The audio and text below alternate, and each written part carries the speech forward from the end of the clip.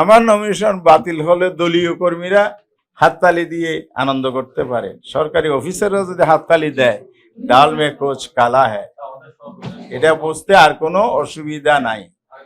এখানে তো ওনারা দলীয় কর্মীর ভূমিকা রাখলে তাহলে আলটিমেটলি নির্বাচন কি হবে এটা তো পরিষ্কার। ফেসিজা আমলের একটা মামলায় অন্যায় বেআইনিভাবে আজকে আমার নমিনেশন পেপার ওনারা অ্যাকসেপ্ট করেন নাই।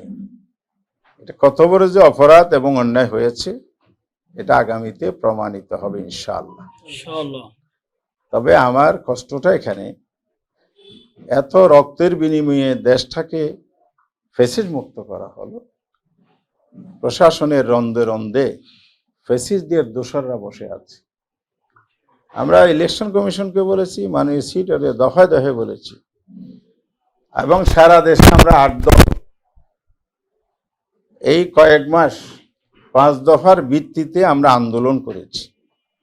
আমরা সবাই মিলিয়ে বলেছি এই ফেসিস্ট আমলের আমলাদের নিয়ে, দোসরদের দিয়ে সুষ্ঠু নির্বাচন হবে না। লেভেল প্লেয়িং যদি না হয় আপনার স্বপ্নের উৎসবমুখর নির্বাচন ইতিহাসে সেরা নির্বাচন হবে না।